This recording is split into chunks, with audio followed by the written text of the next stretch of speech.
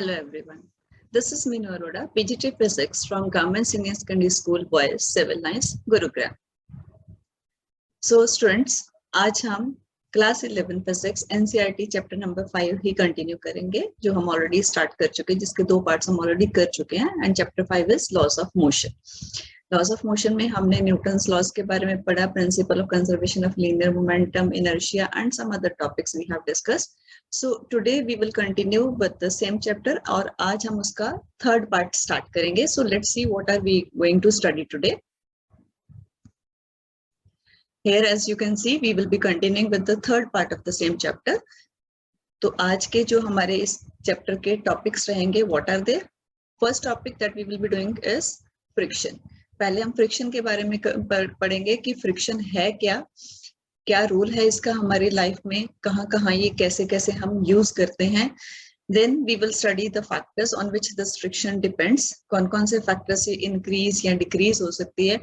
Then what is the cause of friction? इसका cause क्या है, क्यों होती है friction. फिर हम डिस्कस करेंगे इसके टाइप्स कि अगर फ्रिक्शन है तो उसके क्या क्या डिफरेंट टाइप्स हैं. फिर हम इसकी नेचर के बारे में करेंगे कि it is a self adjusting force. वो हम प्रूव करेंगे, दिखाएंगे कि ये एक ऐसी फ्रिक्शन एक ऐसी फोर्स है जो अपने आप को अप्लाइड फोर्स के साथ साथ एडजस्ट भी करती है. Then we will study laws of friction, very important laws, very important from examination point of view. फिर उसी में हम आगे करेंगे coefficient of friction, then angle of friction and angle of repose. ये एंगल्स क्या होते हैं और how are they related to each other, ये भी हम करेंगे. फिर हम advantages and disadvantages करेंगे फ्रिक्शन की. And after that, after discussing advantages and disadvantages, we will discuss the different methods of changing friction. कि फ्रिक्शन अगर कम है तो उसको ज्यादा कैसे करा जा सकता है, ज्यादा है तो उसको कम कैसे कर सकते हैं हम. And at last we will be having some practice questions. तो आइए स्टार्ट करते हैं आज के पहले टॉपिक से, that is friction. So what is friction? To understand friction, let's take an example. एक एग्जांपल से स्टार्ट करते हैं हम. सपोज जैसे कि you want to ride a skateboard. ठीक है, आपको ये स्केटबोर्ड चलाना है, तो what you do, you push the ground and start moving. ये करते हो कि आप ग्राउंड को पुश करोगे और आप मूव करना शुरू करते हो. बट जब आपने एक बार पुश कर दिया, उसके बाद आप कोई फोर्स नहीं लगा रहे, तो according to Newton's first law of motion, अगर कोई फोर्सेस नहीं लग रही बॉडी के ऊपर तो body should continue to move. That means हम तो हमेशा ही मूव करते ही रहें, कभी रुके ही ना. But you know what happens, हमारा स्केटबोर्ड जो है वो कुछ टाइम बाद रुक जाता है, इट स्लोज डाउन. तो why it slows down? This skateboard it slows down because of friction. So what is friction? क्यों हमारा स्केटबोर्ड स्लो हुआ? फ्रिक्शन की वजह से. तो what is friction? Friction is a force that resist the motion of objects और surfaces. Right, एक ऐसी फोर्स है जो ऑब्जेक्ट्स या सरफेसेस की मोशन को रेजिस्ट करती है, मींस अपोज करती है, उस मोशन को रोकने की कोशिश करती है या रोक देती है. That force is known as friction. It always works in the direction opposite from the direction of objects in which they are moving or they are trying to move. ठीक है, जिस डायरेक्शन में ऑब्जेक्ट मूव कर रहा होता है या move करने की कोशिश कर रहा होता है, फ्रिक्शन हमेशा उससे ऑपोजिट डायरेक्शन में एक्ट करती है और ये हमेशा ऑब्जेक्ट्स के मोशन को स्लो डाउन करेगी. सो दैट अपोजिंग फोर्स जो मोशन को, ऑब्जेक्ट्स के मोशन को अपोज करती है, that opposing force is known as friction. इसका सिंबल जो है वो हम कैपिटल एफ या स्मॉल एफ कोई भी ले सकते हैं, because it is simply a force. तो इसलिए हम एफ से इसको डिनोट करेंगे और इसके यूनिट्स और dimensional formula everything will be same as that of force only. तो यूनिट्स में आप ऐसे सिस्टम में ले सकते हैं, इसका यूनिट न्यूटन और सीजीएस में इसका यूनिट रहेगा डाइन. और डायमेंशनल फॉर्मूला ऑलरेडी हम बहुत बार कर चुके हैं फोर्स का, that is ml_t-2. Now let's see what is the cause of friction. What causes friction? आती कहाँ से फ्रिक्शन? ये अपोजिंग फोर्स है क्या, कहाँ से आ जाती है? उसके लिए we will consider the nature of the surface. कोई भी सरफेस जो देखने में हमें लगता है कि बहुत स्मूथ है, बट एक्चुअली वो स्मूथ नहीं होता. जब आप उसको माइक्रोस्कोपिक लेवल पे देखते हो, उसको मैग्नीफाई करके देखते हो, तो यू कम टू नो कि ये सरफेस एक्चुअली में इतना स्मूथ नहीं है. फॉर एग्जाम्पल जैसे कि कोई टेबल टॉप है या इवन मिरर भी है, आपको देखने में तो वो बहुत स्मूथ लगता है, पर अगर आप उसको मैग्नीफाई करके देखोगे, माइक्रोस्कोपिक लेवल पे देखोगे, तो you will come to know कि उसका जो सरफेस है वो बिल्कुल प्लेन, बिल्कुल स्मूथ नहीं है, rather it has some bumps, it has some irregularities. वो जो इरेगुलरिटीज है उनको हम प्रोजेक्शंस और डिप्रेशंस का नाम देते हैं। So we know that everything is made up of molecules. The molecules come together to make bumps, ठीक है। मॉलिक्यूल्स जब पास पास आते हैं तो बीच में कुछ गैप्स जो रह जाते हैं उससे वो बम्प्स बनते हैं। बम्प्स मतलब कुछ प्रोजेक्शंस और डिप्रेशन, जैसे जिग जैग सा वेव की तरह वहां पे उनका सरफेस होता है, ना कि बिल्कुल plane. Some surfaces have molecules that leave large bumps and some leave smaller bumps, ठीक है। कुछ सरफेसेस में बम्प्स ज्यादा बड़े बड़े बनते हैं, कुछ में जो बम्प्स है वो स्मॉल बनेंगे, but all surfaces have bumps. Her surface पे बम्प्स होते हैं। आप ये नहीं कह सकते कि कोई भी सरफेस जो वो विदाउट बम्प्स है। Interlockings occur when two bumpy surfaces are rubbed up against each other, they stick together, ठीक है। तो जब हम उन दो सरफेसेस को एक दूसरे के कांटेक्ट में रखेंगे, जैसे आपके पास ये दो सरफेसेस हैं, I just zoom it a little bit so that you can see.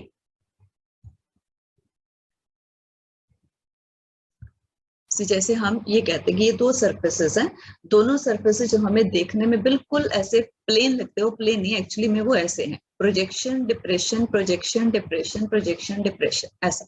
ऐसा ही दूसरा सरफेस है। Suppose this is the surface of book and this is the surface of table. तो आपको बुक को टेबल पे रखना है, इसकी प्रोजेक्शन डिप्रेशन, प्रोजेक्शन डिप्रेशन, ऐसे ही इसकी प्रोजेक्शन डिप्रेशन, प्रोजेक्शन डिप्रेशन। जब आप इसको ऐसे इसके ऊपर रखोगे तो व्हाट हैपेंस, ये जो बम्प्स हैं, ये जो प्रोजेक्शंस और डिप्रेशंस हैं, जिनको हम इरेगुलरिटीज भी बोलते हैं, दे गेट इंटरलॉक्ड, ऐसे, ठीक है। देखो ये इंटरलॉकिंग होगी। अब इंटरलॉकिंग होगी तो आपको इस बुक को इस टेबल के ऊपर मूव करवाना है, तो obviously you have to break these interlockings. जब आप एक साइड से इधर से या इधर से या इधर से किसी डायरेक्शन से आप इसके ऊपर फोर्स लगाओगे, तो धीरे धीरे धीरे धीरे ये जो इंटरलॉकिंग्स हैं, दे स्टार्ट ब्रेकिंग। ये इनकी ऐसे ऐसे ऐसे ऐसे ब्रेक स्टार्ट हो जाएगी। तो once they break, the body starts moving. इसीलिए स्टार्टिंग में जब हम किसी भी बॉडी के ऊपर फोर्स लगाते हैं तो वो एकदम से बॉडी जो है वो मूव नहीं करती, because it takes time to break this interlockings, right. So इसमें हम आगे कंटिन्यू करते हैं कॉज ऑफ फ्रिक्शन में, कि friction is caused due to the interlockings of irregularities between two surfaces in contact. Smooth surfaces के पास कम irregularities होंगी और जो rough surfaces हैं उनके पास large irregularities होंगी। जैसे मैंने अभी आपको अपनी hand से बताया, वो सेम चीज हम अब यहाँ पे शो कर रहे हैं कि जैसे हमने ये दो ब्लॉक्स दिखा दिए, नीचे एक बड़ा वाला ब्लॉक है, ऊपर छोटा वाला ब्लॉक है। You want to move this smaller block on the surface of larger block. तो दोनों के सरफेसेस जो देखने में स्मूथ लग रहे हैं, but they are not actually so smooth, they have bumps, they have irregularities, projections and depressions, जैसे कि यहाँ दिखाया गया। ये आपको मैंने बताया कि ये सरफेस कुछ ऐसा सा होता है, इरेगुलर सा, जो कि देखने में स्मूथ लगता है। तो जब आपने स्मॉलर ब्लॉक को लार्जर ब्लॉक पे रखा, तो देखो ये जो इरेगुलरिटीज हैं उनकी इंटरलॉकिंग्स होगी आपस में।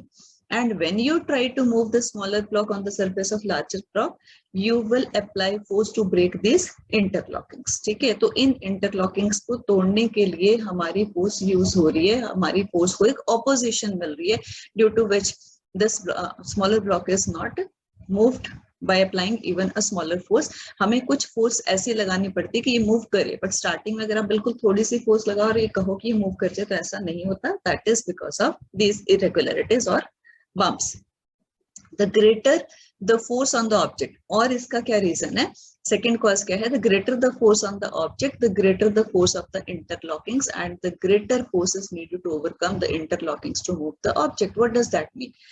Means जो फ्रिक्शन है, एक तो इरेगुलरिटीज पे डिपेंड कर गई, ये उसका कॉज ही हो गया। दूसरा जो वेट है ऑब्जेक्ट का, उस पर भी डिपेंड करता है। अगर आपने एक ऑब्जेक्ट को दूसरे के ऑब्जेक्ट के ऊपर हेवीली प्रेस करा है, हार्डली प्रेस करा है, तो वो इंटरलॉकिंग्स ज्यादा स्ट्रांग हो जाएंगी। ज्यादा स्ट्रांग होंगी तो ऑब्वियसली उनको तोड़ने के लिए हमें ज्यादा एफर्ट्स करनी पड़ेंगी, मतलब वहां पे फ्रिक्शन ज्यादा हो जाएगी। So more is the you can say weight of the body, more is the normal reaction and more is the friction. तो ये रहे हमारे पास causes of friction. Then comes factors which affect friction. किन किन factor से friction जो है वो चेंज होती है, किन चीजों पर ये डिपेंड करती है।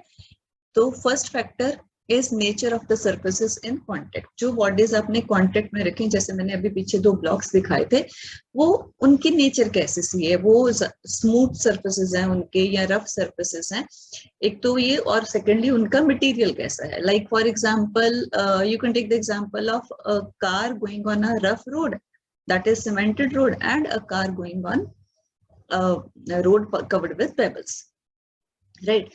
Or a car going on a road covered with tiles. तो दोनों में जो हमारे पास रोड है उसके मटेरियल की नेचर हमने चेंज कर दी। क्लियर? उसकी नेचर चेंज होगी तो उसकी वजह से वहां पे फ्रिक्शन चेंज हो जाएगी। So it depends upon nature of surfaces in contact, मतलब उनकी स्टेट ऑफ रफनेस या स्मूथनेस क्या है, एंड सेकेंडली उनका मटेरियल कैसा सा है।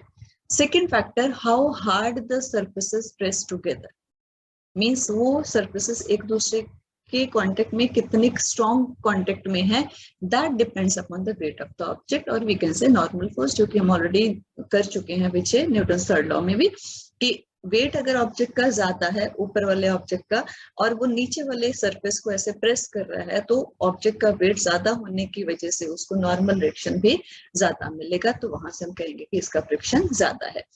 यहाँ पे देखो, जैसे हमने ये 2 सर्फेसेस दिखा दिए, one surface is smooth and second is rough, तो जो फ्रिक्शन है वो स्मूथ सरफेस पे कम होगी और जो रफ सरफेस है उस पे ज्यादा होगी, क्योंकि इसमें इंटरलॉकिंग्स, इसमें जो इरेगुलरिटीज है वो कम है, इसमें इरेगुलरिटीज ज्यादा है। सेकेंड फैक्टर जो हमने कहा कि how harder surfaces are pressed together, यहाँ पे हमने एक हैवी ब्लॉक ले लिया बड़ा वाला, और यहाँ हमने एक लाइटर ब्लॉक ले लिया। तो heavier block is pressing this board hardly as compare to this lighter block. तो यहाँ पे जब ये हार्डली प्रेस करेगा तो इंटरलॉकिंग ज्यादा स्ट्रॉन्ग हो जाएंगी, तो ऑब्वियसली फ्रिक्शन इंक्रीज हो जाएगी। एंड यहाँ पे इंटरलॉकिंग्स कम होंगी, स्ट्रॉन्ग ज्यादा स्ट्रॉन्ग नहीं होंगी, तो here friction will be less. So friction is less if the surfaces are not pressed harder, and friction is more if the surfaces are pressed harder. Now we have types of friction. हम friction के बारे में कर रहे हैं, तो friction बहुत तरह की होती है। डेली रूटीन में हमारे आसपास सब जगह फ्रिक्शन है, वो बात अलग है कि हम नोटिस करें या ना करें, but friction is everywhere. And उसके टाइप्स क्या क्या हैं? First is static friction and second is dynamic और kinetic friction. As it is clear from the name of the 2 frictions, एक स्टैटिक है और एक डायनामिक और काइनेटिक है। Static means stationary at rest, dynamic और काइनेटिक मींस इन मोशन। तो that means ये जो फ्रिक्शन है ये रेस्ट वाली बॉडी से रिलेटेड है, और ये फ्रिक्शन जो सेकंड वाली है वो मोशन वाली मूविंग बॉडी से रिलेटेड है। तो स्टैटिक फ्रिक्शन को समझने के लिए पहले हम एक एग्जांपल लेते हैं। Suppose your little brother gets into a box and wants you to move him, he is too heavy to lift. ठीक है, आपका ब्रदर, छोटा ब्रदर है, वो इस बॉक्स में बंद है और and he wants you to move it, और ये बॉक्स उसके वेट के साथ हैवी हो गया। तो you try to push the box and it doesn't move. आप तो ट्राई कर रहे हो, इसको फोर्स लगा रहे हो, बट ये मूव नहीं कर रहा। तो what type of acceleration does it have? इस बॉक्स के पास एक्सेलरेशन क्या होगी जब आपने फोर्स लगाई है? तो मूव ही नहीं कर रहा है, तो that means no acceleration, acceleration is 0। But हम तो फोर्स लगा रहे थे, तो अगर न्यूटन सेकंड लॉ आप यूज करो, F इक्वल्स टू ma, आपने फोर्स लगाई तो यहाँ एक्सेलरेशन आनी चाहिए थी, but acceleration is not there. So that means कोई ना कोई वहां फोर्स ऐसी है जो हमारी फोर्स को अपोज कर रही है, जिसकी वजह से जो नेट फोर्स बॉक्स को मिल रही है वो 0 है। तो दैट मीन्स हमारी फोर्स के ऑपोजिट डायरेक्शन में कोई फोर्स लगेगी, तभी तो वो हमारी फोर्स को कैंसिल करेगी। सो न्यूटन सेकंड लॉ के अकॉर्डिंगली एक्सेलरेशन 0, तो फोर्स भी 0 होनी चाहिए। And as we are not able to move the box, that means another force is being applied to cancel out our force. That opposing force is friction, which is caused by the interlockings between the bottom of the box and the floor, right? So this type of friction is called static friction, क्योंकि हम तो force लगा रहे हैं but object move अभी नहीं कर रहा। तो at that time जो friction होगी box के बीच में और floor के बीच में, that friction will be static friction. So what is static friction? It is the friction between 2 surfaces that are not moving past each other. जब हम फोर्स तो लगाएं ऑब्जेक्ट को मूव करवाने के लिए, बट ऑब्जेक्ट मूव ना करे, उस टाइम जो फ्रिक्शन होगी उसको हम स्टैटिक फ्रिक्शन बोलेंगे। स्टैटिक फ्रिक्शन को और डिटेल में समझने के लिए लेट्स टेक अनदर एग्जांपल। देखो हमने यहाँ पे एक बॉक्स लिया जिसके ऊपर हम धीरे धीरे अपनी फोर्स को, अप्लाइड फोर्स को इंक्रीज करें to move the box. Starting में आपने इस बॉक्स के ऊपर फोर्स लगाई 120 Newton and it is not getting any velocity. इसकी वेलोसिटी 0 है, इसकी एक्सेलरेशन 0 है, it is not moving here. फिर आपने अपनी फोर्स को थोड़ा सा इंक्रीज करा, अपने पुश को इंक्रीज करा from 120 Newton to 160 Newton, still it doesn't move. तो दैट मीन्स अभी भी आपकी फोर्स इतनी सफिशिएंट नहीं है कि बॉक्स मूव करे। दैट मीन्स आपकी फोर्स जो है वो अभी भी फ्रिक्शन से कम है। जब आपकी फोर्स फ्रिक्शन से ज्यादा हो जाएगी, जो आपकी फोर्स को अपोज कर रही है, तो तभी तो बॉक्स मूव करेगा। फिर आपने अपनी फोर्स को इंक्रीज करा from 160 Newton to 200 Newton. Now there is some velocity, now it starts moving. अब इसमें वेलोसिटी आ जाएगी, अब इसमें एक्सेलरेशन आ जाएगी अगर आप ये वेलोसिटी चेंज कर रहे हो। सो दैट मीन्स एक पर्टिकुलर लिमिट पे जाके, एक पर्टिकुलर वैल्यू पे जाके जब आपकी अप्लाइड फोर्स इतनी हो जाती है कि it is able to overcome friction, उस टाइम जो ये बॉक्स जो है मूव करेगा। Now once it starts moving, now that means now it is sliding. जब ये स्लाइड करना शुरू कर देगा तो तब हमें फोर्स बहुत ज्यादा नहीं लगानी पड़ती, because now you have broken the these irregularities, interlockings। ठीक है, interlockings को हमने ब्रेक कर दिया है, बट ऐसा नहीं कि हमने खत्म कर दिया। they keep on continuing, this making and breaking is continued there।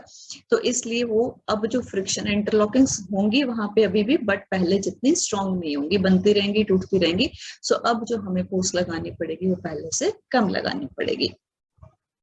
Now second type of friction is dynamic और kinetic friction. Dynamic or kinetic, as I told you, this means motion. So when the friction occurs between two bodies which have relative motion to each other, अगर दो bodies के आपस में कोई relative motion है, उस time जो उनके बीच में friction आती है, that friction is known as dynamic or kinetic friction। जैसे कि हमने डायग्राम में यहाँ दिखाया, हमने एक ऑब्जेक्ट लिया जो कि दूसरे ऑब्जेक्ट के सरफेस पे पड़ा है, हमने इस ऊपर वाले ऑब्जेक्ट को मूव कराने के लिए फोर्स लगाई parallel to the surface. And friction की नेचर जैसे हमने बताया कि जिस भी डायरेक्शन में हम फोर्स अप्लाई करेंगे उसके ऑपोजिट डायरेक्शन में फ्रिक्शन फोर्स एक्ट करती है। और बॉडी का जो अपना वेट है वो डाउनवर्ड और इसके ऑपोजिट इसको नॉर्मल डायरेक्शन मिलेगा अपवर्ड्स, राइट। अगर हमारी फोर्स इतनी सफिशिएंट है कि this object moves, it starts moving, अगर ये मूव करना शुरू कर दे तो उस टाइम यहाँ दोनों सरफेसेस के बीच में जो फ्रिक्शन होगी, this friction will be kinetic और डायनामिक। बट अगर हम फोर्स लगा रहे हैं and the object is not moving, at that time in दोनों के बीच में जो फ्रिक्शन होगी that will B static friction. Dynamic friction को हमने फर्दर दो कैटेगरीज में डिवाइड करा है, बिकॉज डायनामिक मोशन है तो मोशन दो तरह से हम ले सकते हैं कि एक तो बॉडी स्लाइड करे और दूसरा रोल करे। तो इसलिए this is further divided into two categories, that is sliding friction and rolling friction. तो now let's explain these two frictions one by one. Sliding friction क्या है? When a body slides over another body. जैसे आपने अभी example ली थी अपने brother को move करने के लिए जो कि बॉक्स में बंद था, तो अगर आप उस बॉक्स को पुश करोगे तो बॉक्स विल स्टार्ट स्लाइडिंग, ना कि वो रोल करेगा। रोल बॉडी वही करती है जिसमें कुछ बॉल जैसा हो, कुछ रोलिंग जैसा हो, रोलर्स हो जिसमें। तो box can not role, it can slide. तो वो जब बॉक्स मूव करेगा उस टाइम जो फ्रिक्शन आएगी वहां पे dynamic friction, that will B sliding friction. And rolling, a body which has balls or rollers, it rolls on another body, then the frictional force exerted by the second body on the first body is known as rolling friction। तो जब भी कोई एक body दूसरी body पे role करेगी तो उस टाइम जो फ्रिक्शन आएगी दोनों के सरफेसेस के बीच में, that friction will be known as rolling friction। Now let's explain sliding friction in detail। अभी वही वाली एग्जांपल कंटिन्यू करते हैं जो हमने पहले ली थी कि to help you move your little brother, you decide to ask a friend। ठीक है, आपको उस बॉक्स को मूव करवाना है और अकेले you are not able to move it, तो you ask your friend to help you। You both push and slowly but not easily the box starts to slide across the floor। ठीक है, जब आप दोनों ने बहुत जोर लगाया तो हो सकता है कि वो बॉक्स थोड़ा सा स्लाइड कर जाए। तो उस टाइम जो फ्रिक्शन आएगी बॉक्स के बीच में और फ्लोर के बीच में, that will B sliding friction। So sliding friction is the force that opposes the motion of two surfaces sliding past each other। Sliding friction is caused by interlockings, constantly breaking and then forming again। इसीलिए मैंने आपको यहाँ पे इस पिछले topic में यहाँ पे बताया था कि जो हमारे पास ये यहाँ पे फोर्स अप्लाइड फोर्स अब ये इस 200 न्यूटन से कम हो चुकी है 160 न्यूटन, क्योंकि बॉडी स्लाइड करना शुरू कर चुकी है और जो इंटरलॉकिंग्स हैं वो उतनी स्ट्रॉन्ग नहीं रहती. These interlockings constantly breaking and then forming again as the box slides along the floor. To keep the box moving, you must continually apply a force to overcome sliding friction. ठीक है, ऐसा नहीं कि आपने force लगा के छोड़ दिया और वो अपने आप चलता रहेगा, क्योंकि friction is there, so it will stop after some time. So if you want to keep it moving, तो आपको continuously इसके ऊपर फोर्स लगाते रहना पड़ेगा. इसी में आगे हमारे पास एक टर्म आती है, दैट इज लिमिटिंग फ्रिक्शन या limiting friction force. What is that? Limiting. It is clear from the name. Limiting मतलब उसकी एक लिमिट है. हमने ये कहा एग्जाम्पल में कि जब हम फोर्स बढ़ा रहे थे अपनी बॉक्स को मूव करने के लिए, तो फ्रिक्शन की वजह से बॉक्स मूव नहीं कर रहा था. दैट मीन्स हमारी फोर्स के बढ़ने के साथ साथ फ्रिक्शन भी तो बढ़ रही थी. बट एक स्टेज तो ऐसी आती है ना कि बॉडी जो है वो मूव करना शुरू कर देती है, तो दैट मीन्स फ्रिक्शन इंक्रीज करती है अपने आप को, but up to a certain limit. तो वो जो मैक्सिमम वैल्यू ऑफ फ्रिक्शन है at which the body resting on another body it starts to slide. ठीक है, उस मैक्सिमम फ्रिक्शन को हम मैक्सिमम वैल्यू ऑफ फ्रिक्शन को बोलते हैं limiting friction. Suppose limiting friction को हमने F से डिनोट करा और अप्लाइड फोर्स को हमने P से डिनोट करा. तो जब तक लिमिटिंग फ्रिक्शन ग्रेटर है अप्लाइड फोर्स से, मतलब हमारी फोर्स कम है, there will be no motion between the two bodies.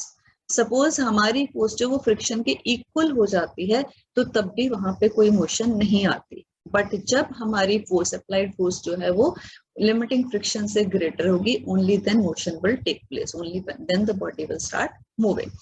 So limiting friction is the maximum value of the friction at which the body resting on another body it starts to slide.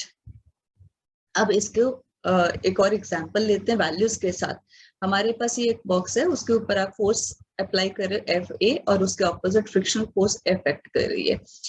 Starting में जब आपने कोई force box के ऊपर नहीं लगाई तो there is no friction. Remember, friction comes into play only when we try to move one body on the surface of another body. ठीक है, तो हमने जब कोई फोर्स ही नहीं लगाई तो फ्रिक्शन भी नहीं होगी. आपने अपनी अप्लाइड फोर्स को 0 से बढ़ाकर 1 कर दिया, तो बॉडी ये जो बॉक्स है वो अभी भी मूव नहीं करा, इसका मतलब फ्रिक्शन भी इंक्रीज हो गई. आपने अपनी फोर्स को और बढ़ाया, फ्रिक्शन और बढ़ गई. फिर और बढ़ाया तो और बढ़ गई, क्योंकि अभी तक बॉक्स नहीं मूव कर रहा है. जब तक नहीं मूव कर रहा तो इसका मतलब आपके अप्लाइड फोर्स के साथ साथ फ्रिक्शन भी बढ़ती जा रही है. आपने और बढ़ाया और बढ़ाया. अब इसके बाद जब आप यहाँ पे इस अपनी वैल्यू को फ्रिक्शन अपनी अप्लाइड फोर्स की वैल्यू को और इंक्रीज करोगे 5 to 6 7 8 कुछ ऐसे, and then suppose the body starts moving, that means friction अपनी वैल्यू को इंक्रीज कर पाई but up to a certain limit. उसके बाद ही अपने आप को इंक्रीज नहीं कर पाई. तो दैट मीन्स ये जो 3 वाली हमने वैल्यूज शो करी है, ये इसकी मैक्सिमम वैल्यू है. तो maximum value of that friction eight which the body starts moving, that friction is known as limiting friction. तो हमारे एग्जांपल में जो फ्रिक्शन की लिमिटिंग फ्रिक्शन की वैल्यू है it is 3 newton. Right, now let's show it graphically. हमने यहाँ पे अप्लाइड फोर्स की वैल्यूज ले ली अलोंग एक्स एक्सिस और वाई एक्सिस पे हमने फ्रिक्शन फोर्स की वैल्यूज ले ली. Both are in newton, applied force भी और फ्रिक्शन फोर्स भी. यहाँ पे अप्लाइड फोर्स की वैल्यू 0 1 2 3 4 5 और यहाँ फ्रिक्शन की वैल्यू 0 1 2 3, क्योंकि मैक्सिमम वैल्यू हमने वहां 3 दिखाई थी. तो स्टार्टिंग में जैसे ही ये 0 से 1 1 से 2 2 से 3 हो रही है, तो फ्रिक्शन भी 0 से 1 2 और 3 हुई. तो इनको जब आप प्लॉट करोगे तो you get the straight line graph.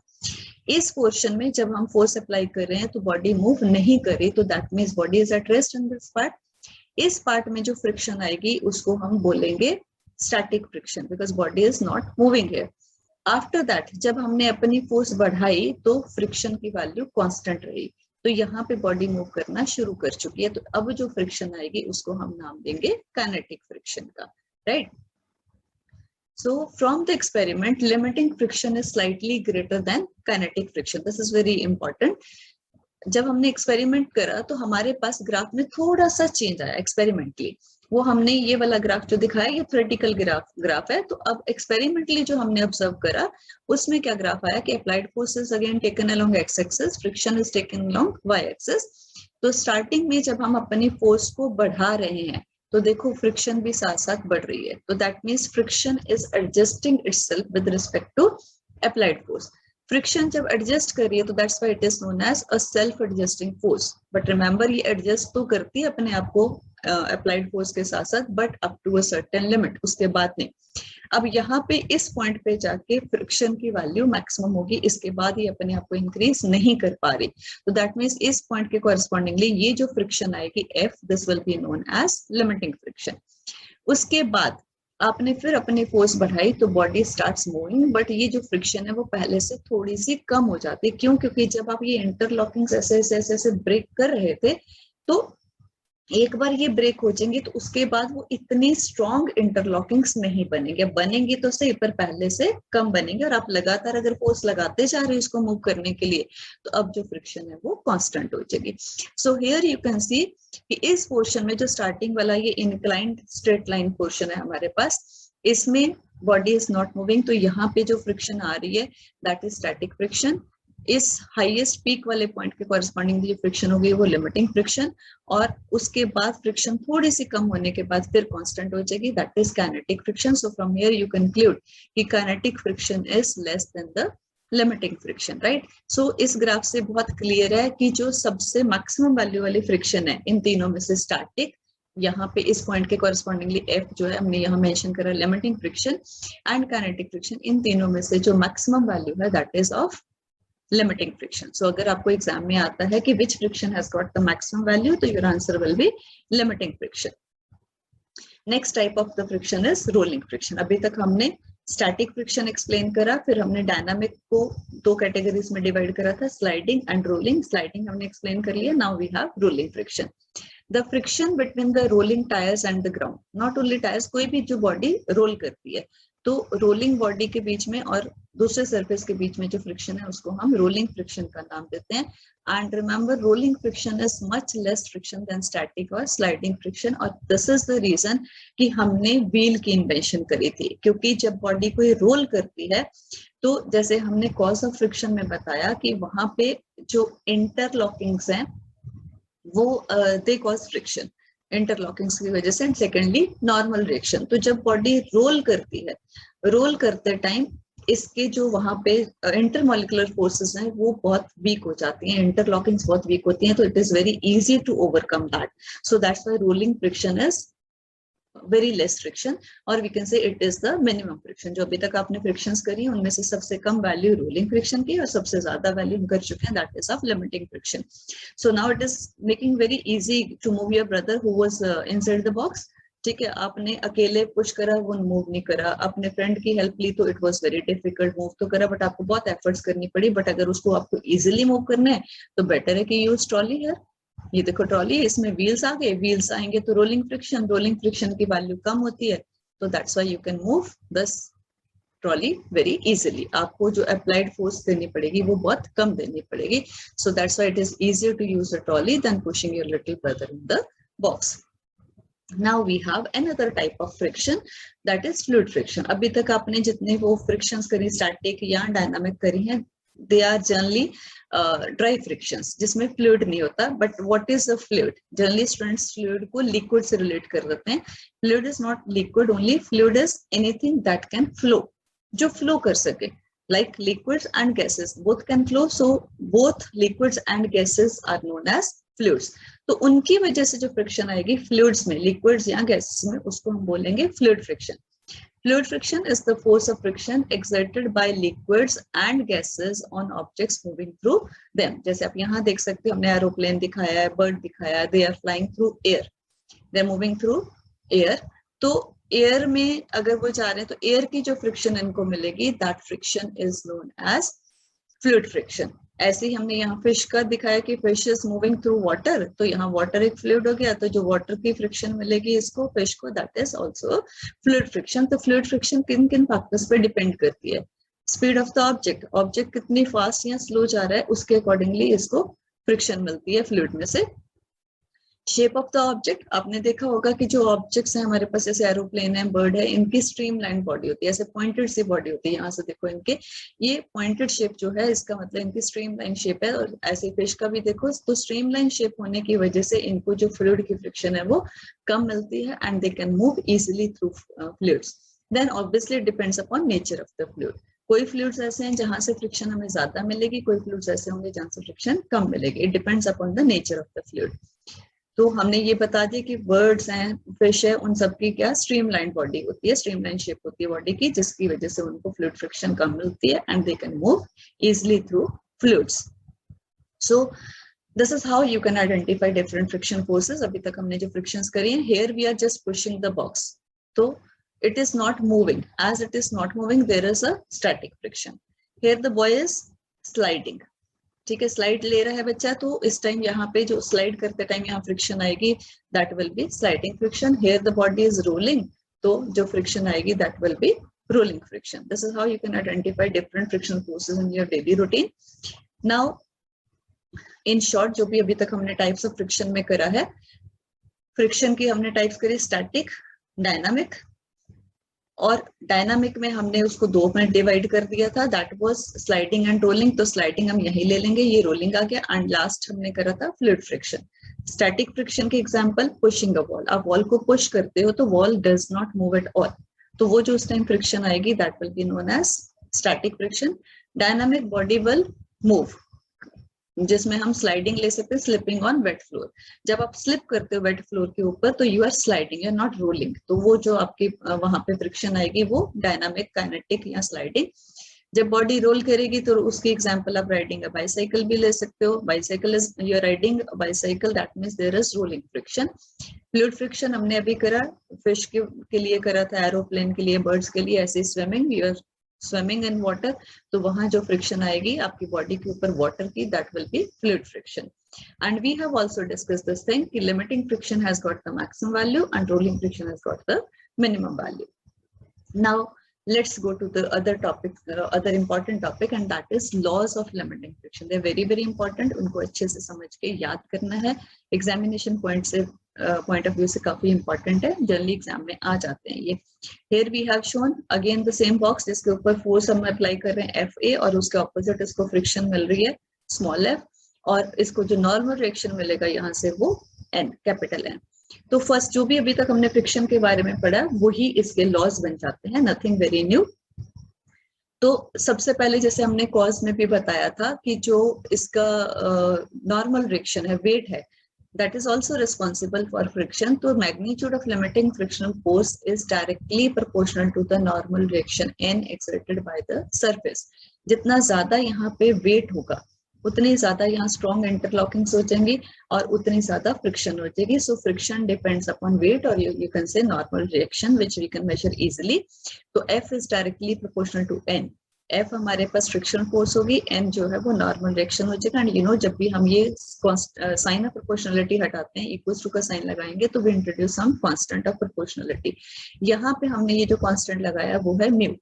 This mu is constant of proportionality, that is called coefficient of limiting friction. ठीक है, this is called coefficient of limiting friction. इसको डिटेल में बाद में डिस्कस करते हैं. तो ये तो है first law, very important, very useful law, कि F is directly proportional to N. Secondly हमने ये कहा था कि फ्रिक्शन जो है वो हमेशा मोशन की डायरेक्शन के ऑपोजिट एक्ट करती है और दो सर्फेसेस के बीच में एक्ट करती है. तो it always acts along the two surfaces in contact and in a direction opposite to that in which one body is at the verge of moving over the other. ठीक है, तो दो surfaces के बीच में और मोशन की direction के opposite act करेगी हमेशा. Third law, it is independent of the area of contact between two surfaces. आपने एक दो बॉडीज को कांटेक्ट में रखा है तो ये उस फैक्टर पे डिपेंड नहीं करेगी कि दोनों का एरिया ऑफ कांटेक्ट कितना है. फॉर एग्जांपल, अगर हम एक बुक की एग्जांपल लें, आपने उस बुक को ऐसे खोल के रखा है टेबल के ऊपर या ऐसे बंद करके रखा है, तो ये इस एरिया ऑफ कांटेक्ट पे डिपेंड नहीं करेगा. बिकॉज जब आप बुक को ऐसे रख रहे हो या ऐसे रख रहे हो तो आप ना तो बुक के मटेरियल की नेचर चेंज कर रहे हो, ना आप उसका वेट चेंज कर रहे हो. खोलने से या बंद करने से उसका वेट तो चेंज नहीं होगा, नॉर्मल रिएक्शन चेंज नहीं होगा. सो that's why this friction does not depend upon the area of contact. This is very very important law and very useful information. And next law is the force of friction depends upon the roughness of the surface, or you can say it depends upon the nature of two surfaces in contact. उनकी nature कैसी है materials की और उनकी state of roughness क्या है, कितने rough हैं वो surfaces या कितने smooth हैं. These are the important laws of friction, so you must learn them. Next, इसी जो हमने फर्स्ट लॉ एक्सप्लेन करा उसको एक्सप्लेन करने के लिए, उसको थोड़ा और डिटेल में डिस्कस करने के लिए वी टेक एन एग्जांपल. आपको ये दो बोर्ड्स गिवन है, एक ये बोर्ड है और एक ये बोर्ड है विद 3 ब्रिक्स ऑन इट. तो क्वेश्चन इज कि which takes more force to push over a rough floor. दोनों में से किसको पुश करने के लिए हमें ज्यादा एफर्ट्स करनी पड़ेंगी. तो आंसर इज ऑब्वियस कि the brick with 3 this board with 3 bricks, इसको मूव करने के लिए हमें ज्यादा एफर्ट्स करनी पड़ेंगी. क्यों? क्योंकि अगर यहाँ पे 3 ब्रिक्स हैं तो यहाँ पे इसको नॉर्मल रिएक्शन ज्यादा मिलेगा. तो more is the normal reaction, more is the frictional force. First law जो अभी हमने करा है उसके accordingly, so frictional force is proportional to normal reaction between 2 surfaces. अगर हम इस वेट को ज्यादा करेंगे, डबल ट्रिपल करेंगे, तो नॉर्मल रिएक्शन भी डबल ट्रिपल हो जाएगा और फोर्स ऑफ फ्रिक्शन भी अकॉर्डिंगली इंक्रीज हो जाएगी. नेक्स्ट जो अभी हमने करा था फर्स्ट लॉ में कोफिशिएंट ऑफ फ्रिक्शन, उसको थोड़ा एक्सप्लेन करेंगे. कोफिशिएंट ऑफ फ्रिक्शन अगर हम वहां से देखें, हमने लिखा था F equals to mu N, तो म्यू वहां से F बाय एन आ जाएगा. तो यहीं से इसकी मैथमेटिकल डेफिनेशन बन जाती है कि it is the ratio of limiting friction force to the normal reaction force. Limiting friction और नॉर्मल रिएक्शन की जो रेशियो है F बाय एन, या कई बुक्स में n की जगह R भी ले लेते हैं, तो ये F बाय एन जो F बाय R है उसको हम कोफिशिएंट ऑफ फ्रिक्शन कहते हैं. Now F is limiting friction and N is normal reaction, तो है तो दोनों forces है ना, तो as it is the ratio of 2 forces only, so that's why it has no units. Coefficient of friction के कोई units नहीं होते हैं. Coefficient of friction it depends upon the 2 contacting materials. 2 contacting materials मतलब जैसे friction में हमने कहा था कि उनकी मटेरियल्स की नेचर कैसी है, उनकी स्टेट ऑफ रफनेस कैसी सी है, अकॉर्डिंगली म्यू की वैल्यू चेंज होगी. सो म्यू अगर लो है, इसकी वैल्यू अगर कम है तो दैट मीन सरफेसेस स्लिपरी हैं. अगर म्यू की वैल्यू ज्यादा है तो सरफेसेस रफ हैं, sticky, right. Now we have angle of friction. Again this is also another important topic, angle of friction, जिसको कि हम थीटा से डिनोट करते हैं. पहले तो डायग्राम में देखो, यहाँ एंगल थीटा लिया हमने. Before understanding the definition understand this diagram. हमने एक बॉक्स लिया जो कि इस सरफेस पे रखा है, उसको आप फोर्स अप्लाई करें P टुवर्ड्स राइट साइड, तो फ्रिक्शन जो है उसके opposite towards left side act करेगी, that is along CB and the frictional force is suppose F. और बॉडी का weight W vertically downwards act करता है, तो उसका ऑपोजिट जो इसको रिएक्शन मिलेगा R, वो वर्टिकली अपवर्ड्स मिलेगा. अब आपके पास इस पॉइंट पे C पे देखो 2 फोर्सेस हैं, one is R and second is F, and both the forces are acting at the same point. And parallelogram law के अकॉर्डिंगली अगर 2 वेक्टर्स एक ही पॉइंट से स्टार्ट हो रहे हो तो हम उनका रिजल्टेंट पैरेललोग्राम के डायगोनल से देते हैं. पहले उन दोनों वेक्टर से पैरेललोग्राम बनाते हैं. तो हम CA और CB से एक पैरेललोग्राम कंप्लीट करते हैं, CALB. ये पैरेललोग्राम जब बना तो इसका ये जो डायगोनल है जो C से स्टार्ट हो रहा है, जहां से ये दोनों वेक्टर स्टार्ट हो रहे थे, तो वो डायगोनल इस R और F का रिजल्टेंट होगा, and this resultant is suppose L, right. So L is the resultant of F and R. F is the frictional force and R is the normal reaction. Now look at the definition of angle of friction. Angle of friction हम कह रहे हैं कि it is the angle between normal reaction and resultant force. Resultant force किसकी? Normal reaction की और frictional force की. तो ये L का और इस normal reaction का जो angle है, उस एंगल को हम बोलते हैं angle of friction theta. And it is very easy to calculate this theta. You consider this triangle, right angle triangle CAL.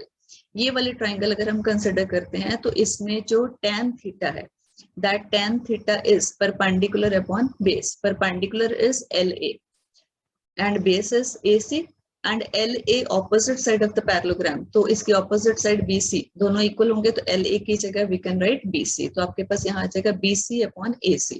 Now BC is frictional force F and AC is normal reaction R, तो ये आ जाएगा F by R, and F by R हमने अभी करा laws of friction में, it is mu, coefficient of friction. So that means आपके पास आ गया mu equals to tan theta. Mu coefficient of friction, that means it is equal to tangent of angle of friction. ये relation आ गया हमारे पास कोफिशिएंट ऑफ फ्रिक्शन का और एंगल ऑफ फ्रिक्शन का. Again useful relation. Next we have angle of repose और angle of sliding, जिसको कि हम अल्फा से डिनोट करते हैं, and it is always used for inclined surfaces, inclined planes. हमने यहाँ पे एक इंक्लाइंड प्लेन लिया जो कि हॉरिजॉन्टल के साथ कोई एंगल बना रहा है, और आपने इस प्लेन के ऊपर कोई ऑब्जेक्ट यहाँ रखा है. आप धीरे धीरे, जैसे आपके पास ये ऐसे एक प्लेन है वो दूसरे के ऊपर लाई कर रहा है, अब आप धीरे धीरे धीरे धीरे इसके ऊपर आपने यहाँ सपोज कोई ऑब्जेक्ट रख दिया, I just zoom it so that you can see it clearly. हमारे पास जैसे ये दो प्लेन्स हैं, हमने इस प्लेन के ऊपर कोई ऑब्जेक्ट रख दिया and now you start increasing this angle slowly, ऐसे धीरे धीरे धीरे धीरे ये एंगल अगर आप बढ़ाते जाओगे तो एक एंगल ऐसा आएगा way you will come to know कि अगर मैं थोड़ा सा एंगल हम और इंक्रीज करें तो ये जो ऑब्जेक्ट हमने इसके ऊपर रखा है it will start sliding, it will be about to move करना नहीं स्टार्ट करेगा but it will be about to move. तो उस एंगल पे जिस पे body is at the verge of moving, move करने वाली है, उस एंगल ऑफ इंक्लिनेशन को हम बोलते हैं एंगल ऑफ स्लाइडिंग या angle of repose. This is what we have shown here in the diagram.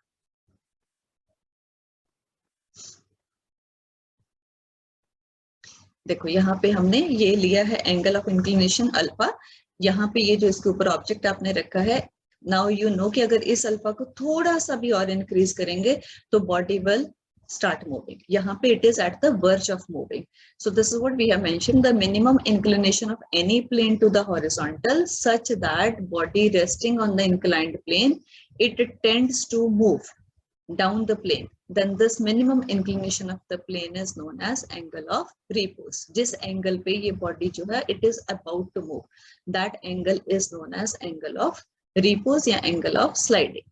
ठीक है, यहाँ पे हमारे पास इस बॉडी का देखो हमने डायग्राम में जो फोर्सेस दिखाए, बॉडी का वेट वर्टिकली डाउनवर्ड्स mg, और बॉडी जिस सरफेस पे लाई करती है वो सरफेस इसको नॉर्मल रिएक्शन देता है r, और उसके बाद अगर हमारे पास ये एंगल अल्फा है तो ये भी अल्फा होगा, due to this mg will be having two components now, एक इस डायरेक्शन में जिसके साथ वो एंगल बनाएगा और एक इसके परपेंडिकुलर ऐसे डाउनवर्ड्स। तो इधर इसका कंपोनेंट कॉस वाला mg कॉस अल्फा और इसके परपेंडिकुलर कंपोनेंट आएगा mg sin अल्फा। अगर बॉडी जो है स्लाइड करेगी तो डाउनवर्ड करेगी, तो वी नो कि फ्रिक्शन हमेशा उसके ऑपोजिट एक्ट करती है, तो friction will act in the upward direction along the plane. तो ये सारी फोर्सेस होगी। Now body is not moving, that means body is in equilibrium, तो इसका मतलब इसके ऊपर जो फोर्सेस एक्ट कर रही हैं they are balancing each other. अगर हम यहाँ ये फोर्स आर लेते हैं तो उसके ऑपोजिट देखो ये फोर्स जो है mg cos अल्फा उसको बैलेंस करेगी, that's why it will B not moving in this direction. Body slide भी नहीं करी, ना ऊपर ना नीचे, कहीं नहीं जा रही, तो इसका मतलब इसकी जो ये along the plane downward force है it is balanced by the force along the plane in the upward direction. So here mg cos alpha is equal to r and mg sin alpha is equal to f. This is what we have mentioned here. F equals to mg sin alpha and r equals to mg cos alpha. दोनों को divide करेंगे f upon r, तो यहाँ पे आ जाएगा mg sin alpha divided by mg cos alpha.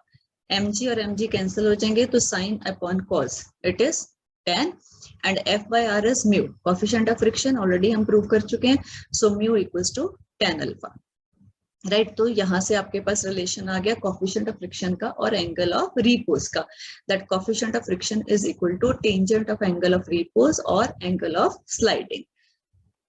Also we have proved sorry, we have proved mu equals to tan theta. So that means tan theta is equal to tan alpha और theta equals to alpha. तो यहाँ से हम ये भी prove कर रहे हैं कि एंगल ऑफ फ्रिक्शन और एंगल ऑफ रिपोज जो है वो दोनों हमेशा इक्वल होते हैं. No doubt they are different in definitions but उनकी वैल्यूज इक्वल आती हैं. Now an interesting topic, friction is a necessary evil. देखो कैसा सा इसका हेडिंग कितना इंटरेस्टिंग है कि it is a necessary evil, एक ऐसी इविल जो जरूरी है, जो नेसेसरी है, इविल भी है और जरूरी भी है. How it is so, why we say so? It is called a necessary evil because it has both advantages and disadvantages. It is a necessity because we cannot do without it. ठीक है, friction के बिना life possible नहीं है. We will discuss it in detail.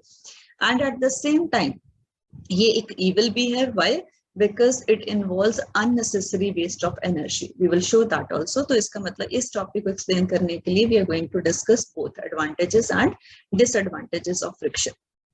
Advantages में देखो हमने जैसे यहाँ पे पुली के ऊपर से एक रोप पास करवाई है, suppose there is no friction, तो ये तो कभी रोप के इसके ऊपर स्टिक ही नहीं करेगी, तो हम जितनी जगह ये बेल्ट्स और रोप्स वगैरह यूज करते हैं to cling to pulleys and nails, तो वो तो विदाउट फ्रिक्शन पॉसिबल ही नहीं है. तो this is an advantage, it is holding the things together. Then आप अपने बाइसाइकिल को ब्रेक लगाते हो, आपके रनिंग कार है उसको ब्रेक लगाते हो, तो all this vehicles stop only because of friction. अगर फ्रिक्शन ही नहीं होगी तो हमारे व्हीकल्स तो कभी रुकेंगे ही नहीं, because friction is the opposing force.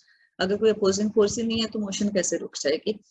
Then जितनी भी हम ये एक्टिविटीज करते हैं, वॉकिंग है, रनिंग है, प्लेइंग है, राइटिंग, सिटिंग, स्टैंडिंग, ये सब, इन सब में भी हम फ्रिक्शन का ही यूज करते हैं. जैसे you right with your pain on your notebook और चौक से बोर्ड पे लिखते हो, तो अगर वहां पे फ्रिक्शन है तभी तो आपकी उस मोशन को ऑपोजिशन मिल रही है और आप इजिली अच्छे से लिख पा रहे हो. अगर फ्रिक्शन होगी तो आपका पेन, आपका चौक जो है वो स्लिप ही करता रहेगा, तो you will not be able to write anything. ऐसी वॉकिंग में फ्रिक्शन है, वो हमें अपोज करे हमारी मोशन को, तो we are able to walk properly. Otherwise slipping होती रहेगी, हम स्किड करते रहेंगे, स्लिप करते रहेंगे. प्लेइंग है, सिटिंग है, सब all these things are possible only because of friction. फिर आपने देखा कि जो टायर्स हैं उनके ऊपर हमेशा ऐसे ग्रूव्स बनाए जाते हैं, इसको हम थ्रेडिंग भी कहते हैं. ये जो ग्रूव्स हैं इनका क्या पर्पस है? जब ये ग्रूव्स होंगे तो जैसे सपोज बारिश होगी, वहां पे पानी है, तो ये जो ग्रूव्स हैं वहां पे पानी को उनके बीच में, टायर और रोड के बीच में स्टिक नहीं करने देते, क्योंकि अगर वहां वाटर आ जाएगा, वाटर आएगा तो स्लिपरी हो जाएगा and our vehicles will slip. But in grooves की वजह से वहां पे वाटर ऐसे बिल्कुल एक लेयर नहीं बना पाता, due to which the vehicles can go easily without slipping और स्किडिंग. ऐसे ही शूज के नीचे हमने ये ग्रूव्स, यहाँ पे डिजाइनिंग ऐसे आजकल करी होती है, स्टड्स वगैरह होते हैं या स्पाइक्स होते हैं, तो इससे भी हम फ्रिक्शन को इंक्रीज करके वहां पे ये अपने जो वॉकिंग है, वो प्लेइंग है, वो इजी करते हैं. So friction is useful. These are the advantages of friction. Now we have disadvantages of friction. Disadvantages में हमारे पास देखो, जितने भी हमारे शूज हैं, स्लीपर्स हैं, टायर्स हैं, जो भी हम मोशन के लिए यूज करते हैं, ऐसी चीजें, वो सारे धीरे धीरे विद पैसेज ऑफ टाइम उनका वेयर एंड टियर हो जाता है, तो वो घिस जाते हैं, वो खराब हो जाते हैं, वो फ्रिक्शन की वजह से, बिकॉज फ्रिक्शन की वजह से वहां पे रबिंग हो रही है. So this is disadvantage. Then हमें कोई भी अपना वर्क जो है, जैसे मोशन, जैसे यहाँ पे आप गाड़ी को धक्का लगा रहे हैं, तो it is becoming difficult because friction is there, तो हमारा बहुत सारा एनर्जी का वहां पे वेस्ट होता है, वेस्टेज हो जाती है. सो दैट्स व्हाई वी से कि it is a disadvantage. Then कुछ मशीन्स हैं, उनका भी पार्ट्स, जैसे जैसे आप उनको यूज करते हो तो फ्रिक्शन की वजह से वहां रबिंग हो रही है, तो धीरे धीरे वो पार्ट्स घिस जाते हैं, मशीन की एफिशिएंसी कम हो जाती है. फ्रिक्शन है, रबिंग होगी तो वहां पे हीट आएगी तो स्पार्क्स आ सकते हैं, स्पार्क्स आएंगे तो मशीन्स का ब्रेकडाउन हो सकता है. फिर फ्रिक्शन जो वो स्पीड को रिड्यूस करती है, इसीलिए एरोप्लेन्स वगैरह भी इतनी ज्यादा फास्ट नहीं चलते बिकॉज ऑफ फ्रिक्शन, जितने के फास्ट वो चल सकते हैं. रेसिंग कार्स हैं, व्हीकल्स हैं, they consume more energy to run fast and to overcome this resistance of roads, friction of roads. तो ये तो हमारे पास है इसकी डिसएडवांटेजेस. अब एडवांटेजेस भी हैं, डिसएडवांटेजेस भी हैं, तो दैट मींस फ्रिक्शन चाहिए तो सही हमें, बट इतनी ज्यादा ना हो कि हमारा लॉसेस होने शुरू हो जाए. So we have methods of changing friction. पहले हम रिड्यूसिंग करते हैं कि हाउ टू रिड्यूस इट, फिर हम इंक्रीजिंग के करेंगे. रिड्यूस के लिए बहुत सारे मेथड्स हैं. हमने कहा कि रफनेस की वजह से फ्रिक्शन होती है, तो सरफेसेस को स्मूथ बना दें.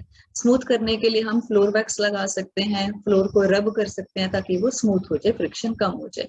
हम स्लिपरी सब्सटेंसेस का यूज कर सकते हैं बिटवीन टू सॉलिड सर्फेसेस, जैसे ग्रीस कर दिया, वहां ऑयलिंग कर दी, पाउडर लगा दिया, लुब्रिकेटिंग लिक्विड्स लगा दिए, राइट. उससे भी जो इरेगुलरिटीज हैं वो कम हो जाएंगी और फ्रिक्शन कम हो जाएगी.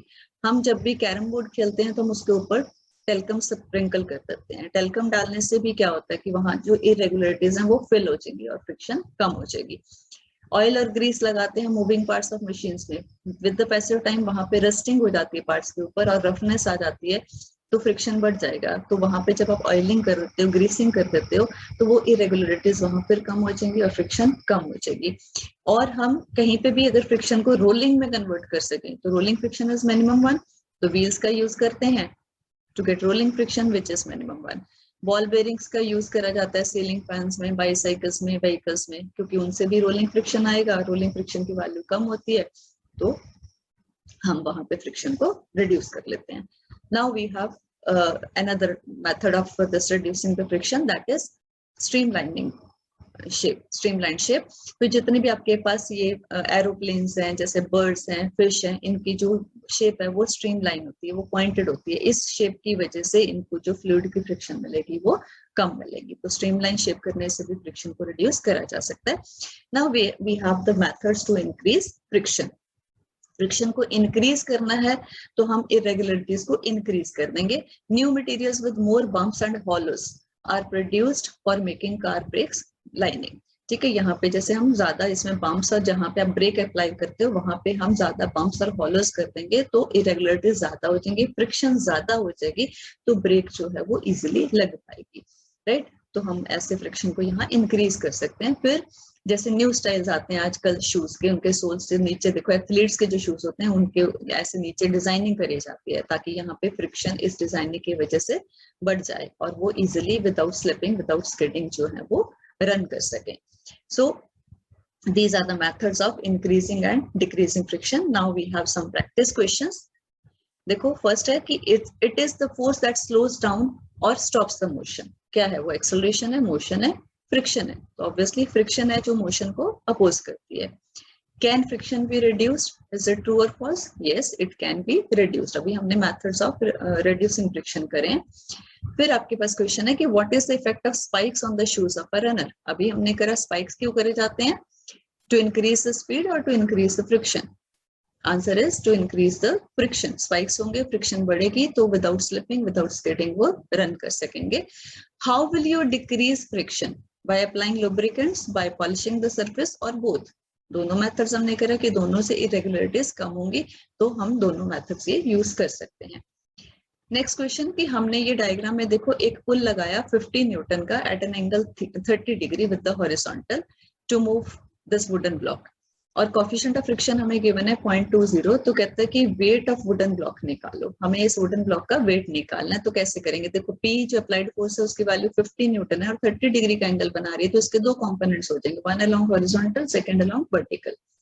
हॉरिजॉन्टल के अलोंग 50 cos 30 कंपोनेंट आएगा, वर्टिकल के अलोंग 50 sin 30 कंपोनेंट आएगा। एंड रिजॉल्विंग जो 50 cos 30 कंपोनेंट आया इसका, that is along horizontal, this will be equal to frictional force F, और दूसरा कंपोनेंट है जो वो बाद में कंसिडर करते हैं। तो F की वैल्यू 50 cos 30, इसको सॉल्व करोगे तो 43.30 आ जाएगा। And mu is F by n।